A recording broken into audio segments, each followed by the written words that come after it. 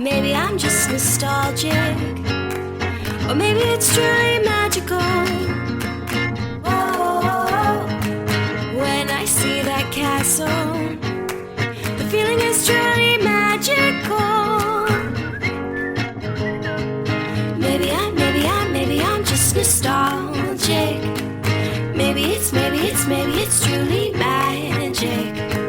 Maybe I'm just nostalgic. Maybe it's truly magic. I'm Andrew. And I'm Brooke. And this is the DisNeatoPodcast. This week we're talking Mulan, which celebrates its 20-year anniversary today. Like, legitimately, it was released the same day that we're releasing this episode. We're going to be discussing the movie, and I'll throw in some cool facts and behind-the-scenes info, and then we're going to eat some food, maybe, with some of the McDonald's Szechuan sauce made re-famous again by Rick and Morty that was originally made specifically for Mulan. And Andrew, you were supposed to rewatch Mulan last night, so to kick it off, does the movie still hold up for you 20 years later? Short answer, no. Why? I restarted that movie last night 4 times. The longest I got was 25 minutes in. So total, I spent about an hour to get 25 minutes in. Did you finish it? No. Okay, so what was it about it that didn't hook you? You know, I was really eager and excited to watch it, so I don't think it's one of those things where I was not in the mood to watch the movie. Because I was actually pretty amped to go home and watch the movie. I had popcorn ready, blanket on the couch, Mulan ready to go. Whole setup ready to go. Whole setup, minus the wine. Maybe that's what was missing. That might have been the problem. No, because I didn't have it for Moana, and that was great. I remember, when I think back to watching Mulan, I remember it being an awesome movie. A great movie from Disney. I had the Mulan cutlery set and plate as a kid, and I used that. But no, I don't know if it was the characters, the story, it just kind of bored me. It wasn't, and being Moana being the last Disney movie I recently watched. You were kind of set up for failure, I have to be honest. It might be because Moana was such a vibrant, heartfelt, kind of very emotionally charged movie. Where, not to cut at Mulan at all, it absolutely is, but it wasn't on the same level. So that definitely could have played into something. But yeah, I couldn't get into it. Yeah, I think I had a similar experience. So I watched it a few days ago. I didn't watch it last night.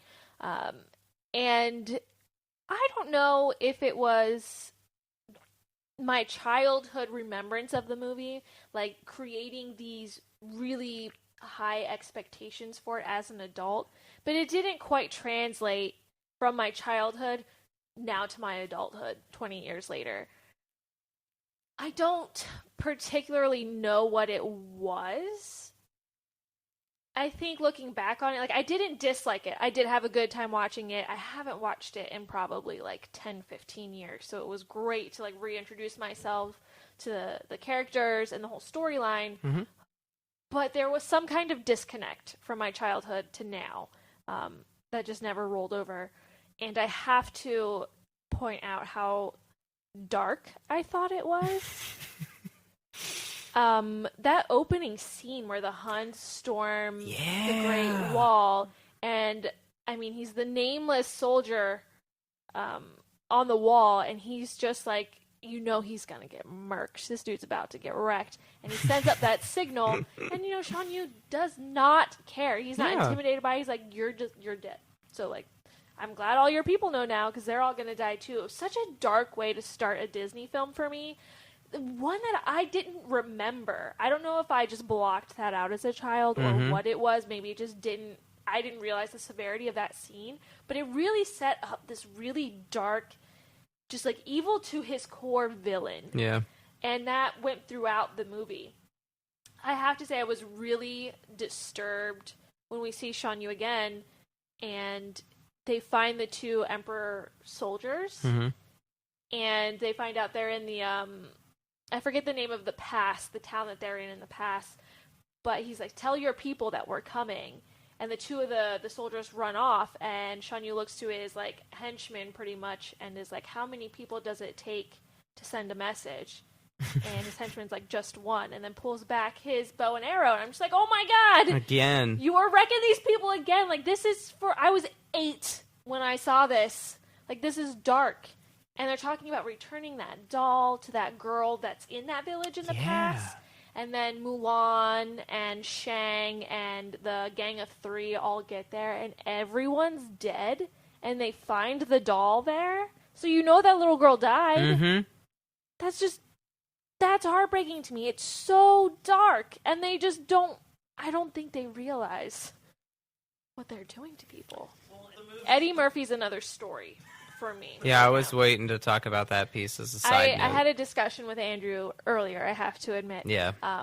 So I was watching this movie, and when Mushu gets introduced, there was such, like, this disjointed, I could not, like, get into it, and I feel horrible saying it, but, you know, Shrek came out in 2001, like 3 years after this movie, but all I hear when Mushu talks is donkey. It feels like he wasn't following a script. I'm not sure if you saw... I know you were doing some research.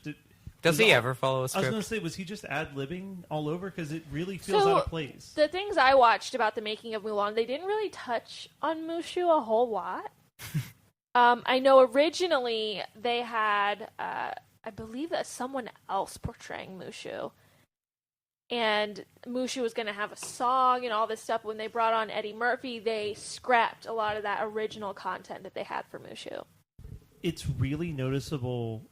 He has a line, like he sings one lyric in We Are Men, and it is so clearly not Eddie Murphy singing that one line that, like, I never knew that it was him until I watched it with closed captions and saw that that's who was supposed to be singing the one line. Mm-hmm. I mean, it's just donkey to me. Yeah. And that's really unfortunate because Mulan came out first. So when I watch Shrek, I should hear Mushu, but it's just donkey. Which one do you remember more, though? So, to be completely honest, Shrek is one of my favorite movies of all time, but we won't get into that because it's a DreamWorks movie, so don't hate me, but it is really good. This is not a DreamWorks podcast, Brooke. Unfortunately, we cannot talk about Shrek. We won't talk about it. So I just hear donkey whenever I hear Mushu. Well, and here's the thing. Eddie Murphy, that was also, when that came out, 98. 98. That was the Eddie Murphy prime time He was in era. everything. He was in everything. So, of course, he's going to be in Mulan. He just felt really Maybe he's out ruined of it. place. He did. I agree, Matt. He felt very out of place. Yeah. I'm not sure what his intent was. What were they doing with that character? It didn't feel like he had an arc. I know he had like this so-called redemption arc of like being kicked out as an ancestor, but it felt so forced. Mm-hmm. It didn't feel natural at all, and I think that really caused a lot of issues with the overall story. Just, you know, the trio is more successful in being comedic relief than by he ever far. is. Oh, yeah. By far, the Gang of 3 is, because that's what they referred to them as, the Gang of 3. They made so much more sense. So It's interesting because like that whole movie, I think I can only imagine that being a challenging movie for Disney to create, having to have the somewhat, you know, historical accuracy, having to have relevance in the audience of the youth in the era it came out, you know, tying the songs, tying it all together, and then still having like the comic relief and stuff like that. I think it was very tough with them. I think it would have been tough for them to do with that movie. So I learned that, I mean, like a lot of Disney animated films, this one took 5 years to make. So they began production of Mulan in 1993, which is 25 years ago now, which is kind of crazy. But God. 10 of the animators and producers spent 3 weeks in China, like learning as much as they could, taking in the culture. They went and visited a bunch of like historical and ancient sites from the Han Dynasty and like the Magao Caves to learn all about the artistry, how the Chinese lived back then, like what it would have felt like. Like they put in so much effort. And one of the big struggles they had was a lot of the animators came from The Lion King and Hunchback of Notre Dame, and, you know, those films that have really tiny details in every scene. and they had learned through studying the Chinese art there that they had very flat, undetailed scenes. Yeah. So they spent so much time creating these detailed, like, sceneries, landscapes, and characters, only to eventually scrap them because the Chinese didn't have that kind of art, and they wanted it to be very true to the style. So they had these very flat backgrounds, not a lot of detail, but they still managed to have depth. This very simplistic way of illustrating.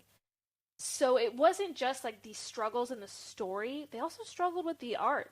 And speaking of struggles with the story, so Mulan is the story of the ballad or the poem Fa Mulan, and it's all about, you know, what we traditionally know now from Disney about this girl who essentially just wants to save her father because he's injured and she wants to take up for him. When they were writing the movie for Disney, they ended up on the first cut having this girl who was very self-serving and wanting to do things because she was rebellious and didn't want to adhere to cultural norms. And so they had this very, you know, selfish character, which totally breaks from the Fa Mulan poem. Yeah. So they had to go back and like rewrite the story to better fit that narrative. And I think part of the reason why I didn't connect with Mulan so much is because kind of halfway after she sort of leaves to go to war, I get a little sense of like that self-serving like side of her that Having I feel like to they prove didn't something. completely write out. Like when she's climbing the pole, when Shang shot the arrow up there, it feels like she's doing it for herself and not for anyone else. Like she just wants to prove him wrong. And I feel like that's not Mulan the character. Yeah. Like, that's okay for any average, everyday person. We all have those moments. But Mulan, who she represented, what her role in that movie and in that era, yeah, that is... It seemed a little vain Yeah. to me. And Mulan's supposed to be this very selfless, you know, caring, smart, intelligent character, which she is. Her wits are very well portrayed in the movie, but that scene in particular, I was just a little thrown off because it seemed a little selfish for Mulan. That's good perspective. Yeah. And So maybe I that's don't know why. if that's a reason why it didn't really connect with me as an adult. Like as a child, it's just like awesome. Yeah, boys suck. Yeah. You know? So that was really cool. But now as an adult, it just didn't make sense. So a few other things that I learned. The very first scene to be animated was Mulan watching her mother and father's silhouette in the window as they were fighting when he's called to war. That was the very first scene they did. Really? Yes. Wonder why. I'm not really sure. They were talking about how, you know, she's up to that point, she had been this very boxed-in character, lived this very cookie-cutter, boxed-in, sheltered life. And that was like her turning point where she was, you know, going to do things not necessarily her way, but what she thought was the right way. So I don't know if that had any significance for them, but that was the very first scene they started with.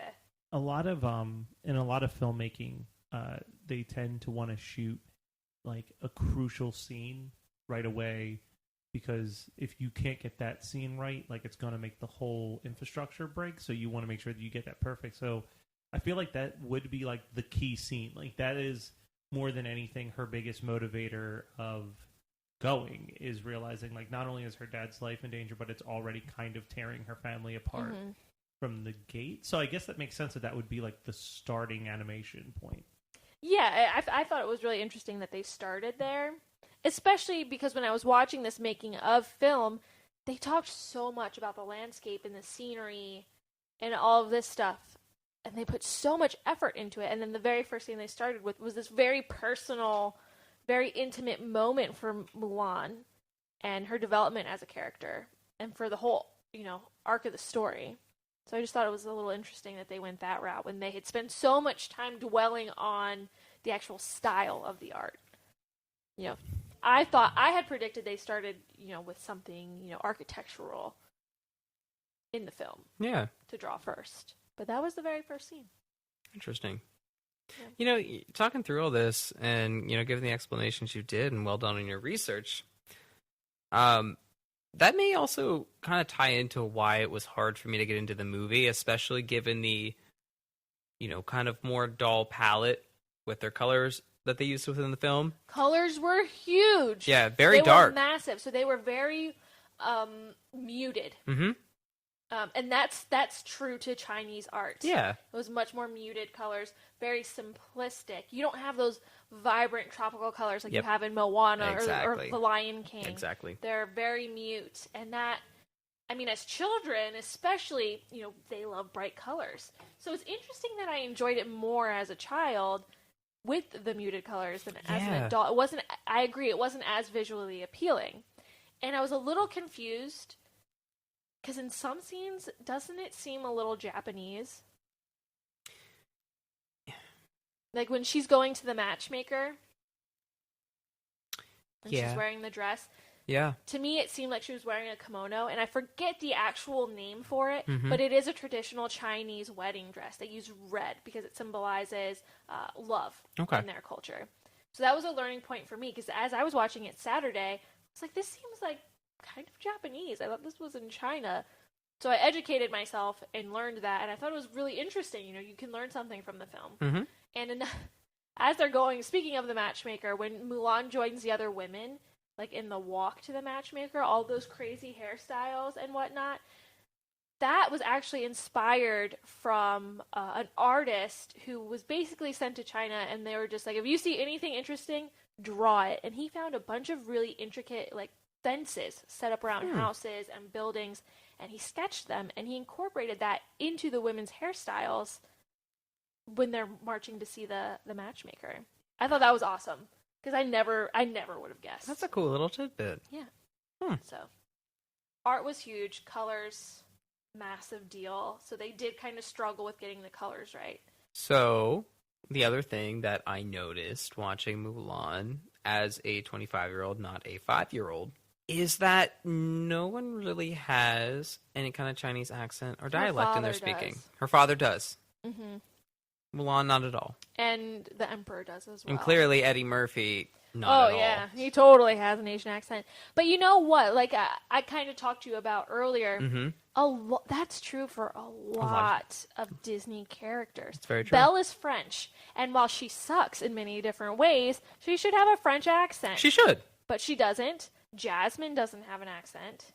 I believe Sleeping Beauty and Aurora is a German fairy tale. I believe. Someone correct me on that if I'm wrong. But they don't have accents. And I think that is frustrating. I think it takes away from the authenticity of the environment that she's in. I would agree. I mean, they're sending people to China for nearly a month to study so that they can make sure that they implement that into the film, but they're not even going to do, like, in my opinion, one of the more simpler things that you can do to enhance that. Yeah, I agree. I completely agree that it would be more immersive if they had the accents. It really would. But I think, they do the whole politically correct thing. It's got to be PC. Is it Americanized and yeah. I don't really know all the politics. That's why Americans always bitch and complain that they can understand people, because they're too stubborn and self-loathing to listen and understand other accents and dialects. But the weird thing is that there were other characters in Mulan who had the accents, but that didn't carry over to the main character. And it's just interesting I would like to know why they didn't do that. And why they don't do that like as a general rule for these main characters. Mm-hmm. Why doesn't Simba have a bit of an African, Black Panther, dialect? Yeah. Well, this is interesting, though. Harvey Fierstein is the voice of one of the Gang of Three. And according to the IMDb page, as I'm looking in here, it says that he was actually reluctant to voice the character because he has strong feelings about giving more opportunities to Asian actors.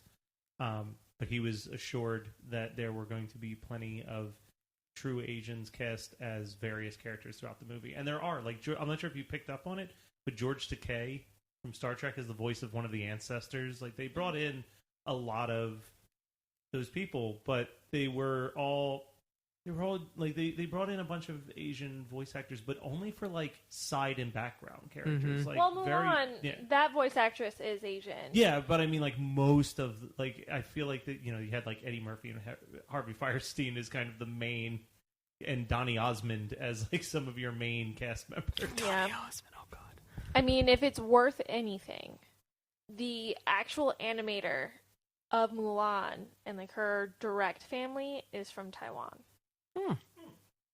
So there's that at least.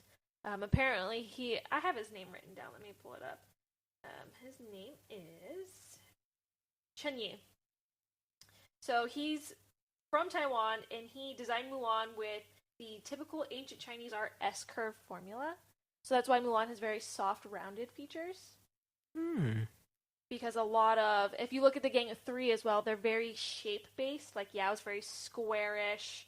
Oh god, I already forget his name. But the larger character is round, and then Ling is triangular shape. Like it's very geometric. And so he had, been a long time study of Chinese art and was able to bring that in. And I thought that was really kind of a smart move on their part to really harness his education and his talents and his expertise in that area and to bring it into Mulan.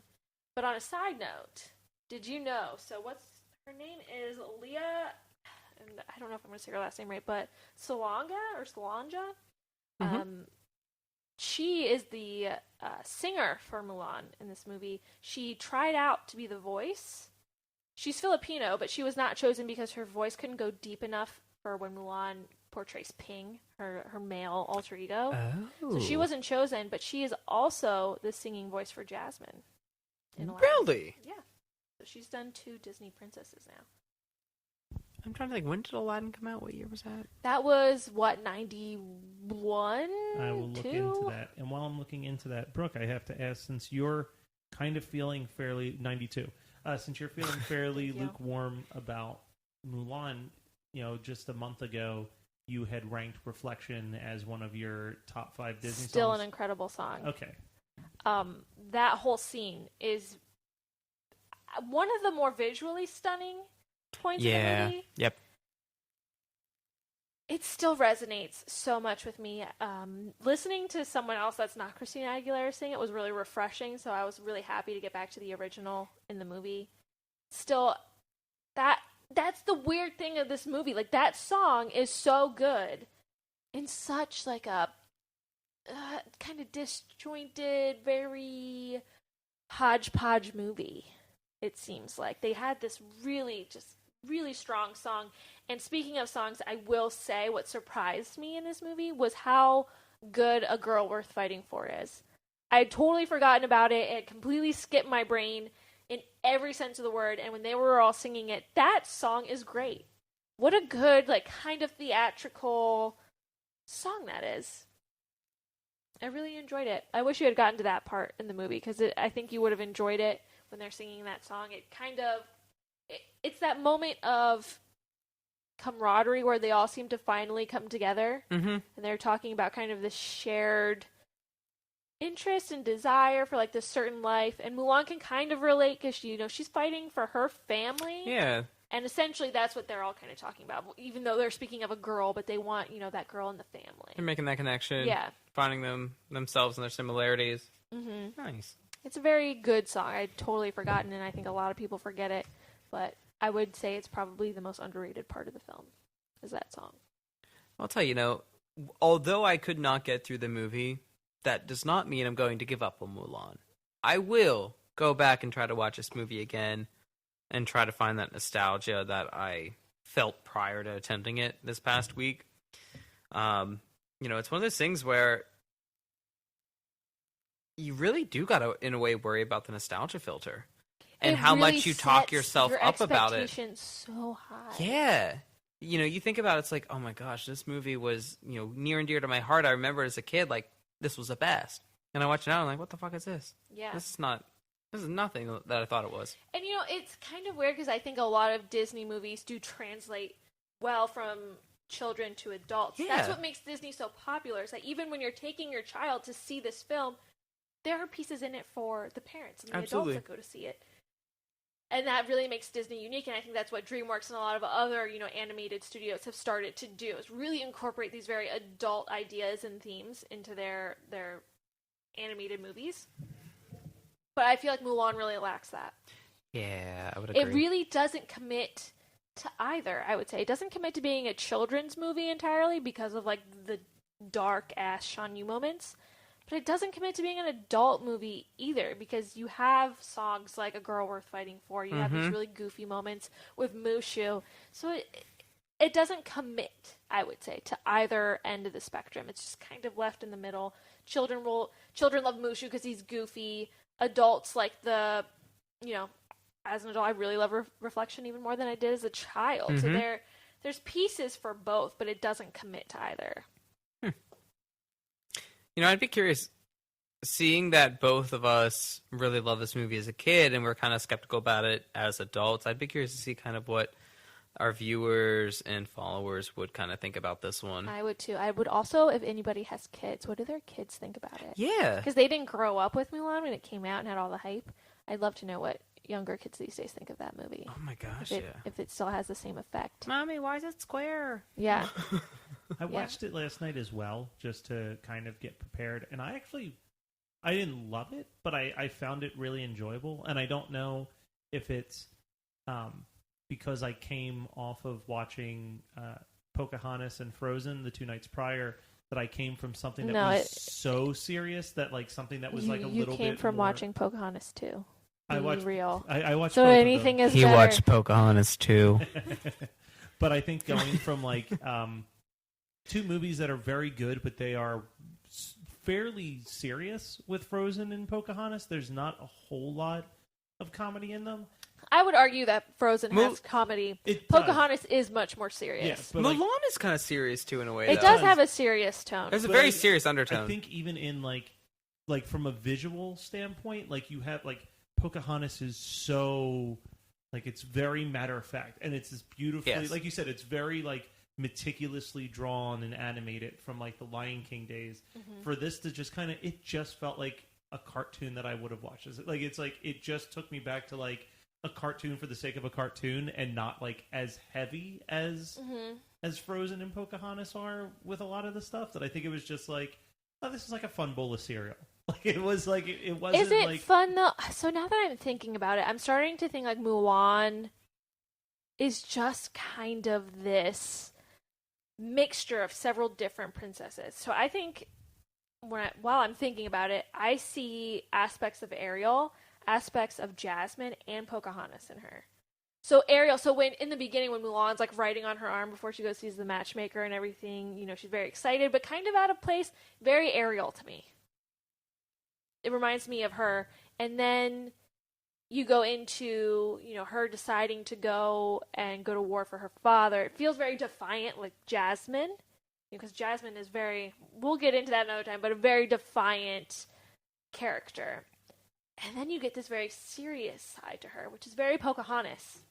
So it almost feels as though Mulan doesn't have a whole lot of individualism when you're stacking her up against other princesses before her. Which is unfair, and you shouldn't do, of course. But because I'm just being critical now, it's got me thinking. But now that you say that, though, you got me thinking, and think about Mulan in the story and how she was brought up. She never really had the opportunity to have that individualism.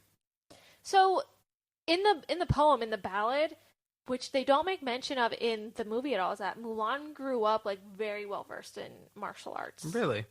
So she did kind of have that little bit of like badassness to her, but they don't bring that up in the movie, which kind of makes her a little bit more cookie cutter. You really never find out that true deep kind of. And I think if they had maybe kept the part of her that had been well versed in martial arts, it would make more sense for her to like want to show Shang like, I can climb this pole and get this down. Like, what do you know about me? That wouldn't seem like such a selfish moment. It would almost make sense to her character because, she is trained in this. She can do it, and she's going to show him. Yeah, because it would show that she worked for it just like anybody else would, and she's capable of it. Yeah. Instead of just, well, I want to try to do it too because he did it. And it's not even that. It's like, I want to do it because he thinks he just thinks that I can't, and I can't do it, but I'm gonna bust my ass just to prove him wrong. Whereas, you know, if she could do it already, she goes like, "Screw you, I can do this." Okay, now what? What are you gonna do? Yeah. And it doesn't seem like such a selfish moment for her. It kind of is in that she's proving him wrong. But I think she would do it just to kind of shut him up and like want to move on with like, you know, the progression of going to war for her father and her family. I could see that. Yeah. So when Mulan was released in 1998, McDonald's picked up, I guess, the rights to serving like those toys and having like the full meal that sort of promoted the movie. And they came out with this Szechuan sauce that you could dip like your nuggets and your fries in. I didn't have it when I was younger. I never had it, but it made such a huge comeback recently because of Rick and Morty. They demanded when, like, it. Dan Harmon and whatnot went on that huge tirade as Rick about how they want the Szechuan sauce to come back. Yeah. So we have some Szechuan sauce here. We're going to try it with some tortilla chips because we don't have any fries or nuggets. So this is a little janky, but we're still going to give it a go. That's what we're going to do. I'm going to dip a pinky in this and be a little fancy. Szechuan sauce. I'm sure this will go great with the Malbec. What's in it? Water, sugar, distilled vinegar, cornstarch, meat. I mean, I just hope it's better than... I hate ketchup. If this tastes anything like ketchup... It does contain soy and wheat. Do you have a soy or wheat allergy? No. All right, we're good. Oh, it smells really sweet. I don't like it already. Kind of Let's try this. Oh, God. It's just going to be like... It's very cold. Gelatinous. Ew, it's like clear. It looks so dark because of the This black is container, bizarre. but it's like clear on my finger. Why do they make this? Okay. That's so salty.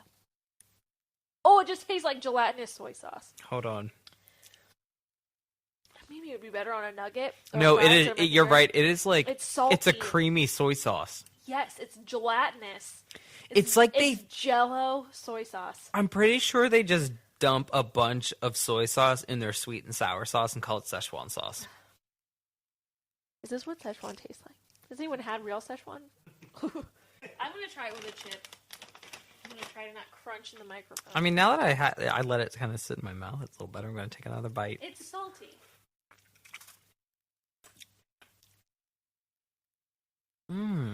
Okay, this isn't bad. I'm going to take a bite with a chip. Ooh, I do not like it with a chip. Ooh, no. I think because the chips already have salt on it. That's not enjoyable No. at all. Maybe with a nugget. I would really like to try it with like a chicken nugget. If anybody would like to send us some chicken nuggets to try the Because Szechuan we sauce can't drive with, there ourselves. it's about 3 minutes away. It's a little far. Yeah, we can't make it. I don't know. I feel like I can't really make a decision on this until like I had it with a chicken nugget. It just looks weird, first of all. The fact that I know that it's clear and not really dark like it appears because it's in this dark container kind of freaks me out. I'm really kind of starting to like it. I keep eating it. It's growing on me. Ew, look at it. I know, but just let looks it like simmer weird in your mouth a turkey little. Gravy. Damn you, Szechuan sauce. This is good. This is what Rick was talking about. Let me tell you something. Here's a question. I So love Rick and Morty. we're celebrating 20 years of Mulan, even though we kind of shit talked it. We're celebrating at the same time I because still it's been love 20 Mulan. years. Yeah, I just think I need some time to appreciate it as an adult. I still love it as a child. It will still be one of my like most fond memories, but you know, I'm looking at it with a critical eye now. So I think we get a little bit of a pass. We like Mulan. absolutely. We can have different perspectives, different days. I really appreciate the effort that went into making the film Yeah. and how they really tried to do the Chinese culture justice. I really do appreciate that. I just think it's so interesting that, you know, we're celebrating this 20-year anniversary. The sauce came out for its original release.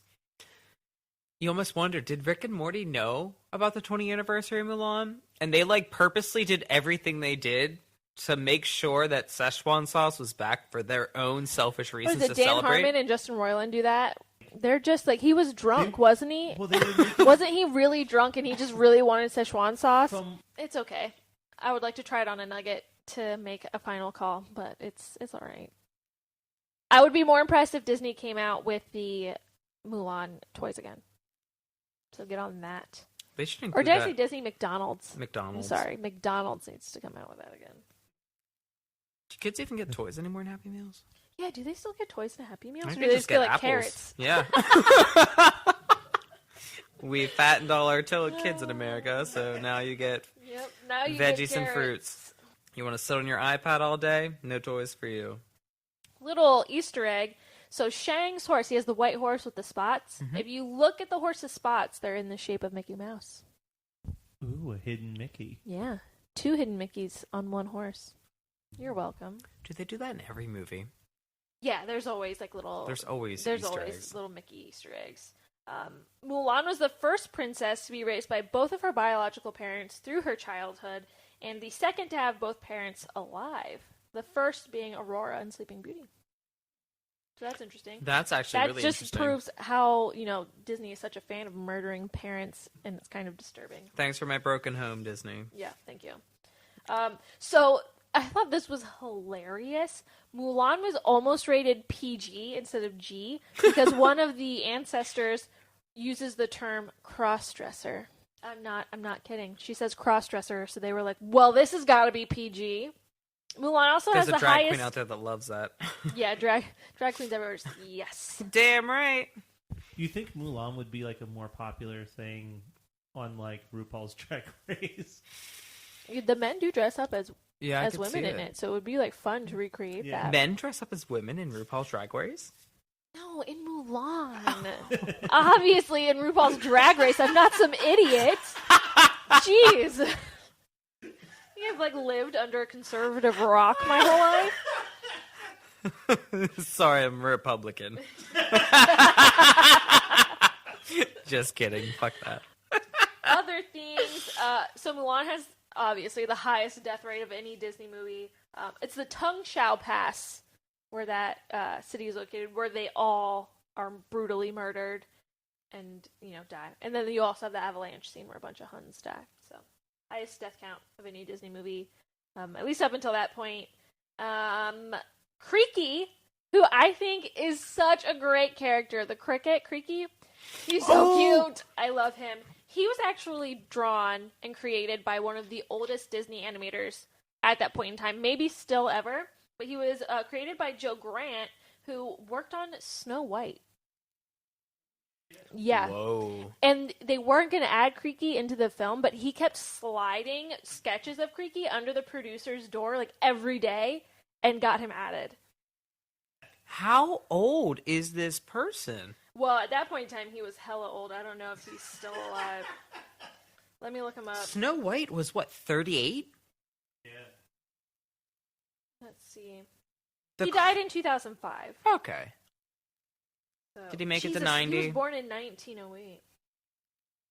He was like almost 100. He was 96. Okay. He lived a good life then. He did.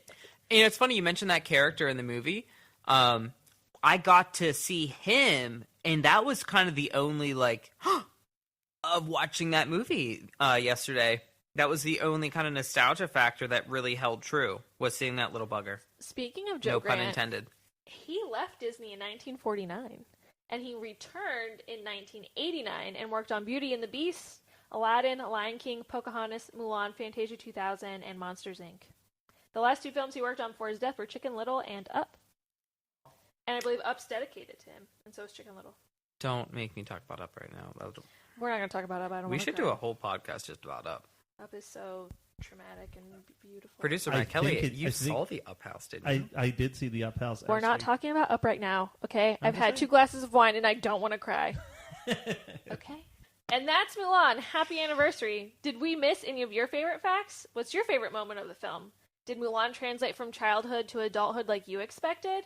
If so, let us know on our Facebook group, DisNeatos, or by emailing us at DisNeatoPodcast@gmail.com. And if you don't have time or want to watch Mulan, and you have kids, have your kids watch Mulan and let us know what your kids think. Yes, please do that. And if not, that's okay. Because kids. But next week, we will once again be discussing a topic brought to us from one of you lovely listeners. So tune in and find out what our next topic is. Comes out next Tuesday. Hey!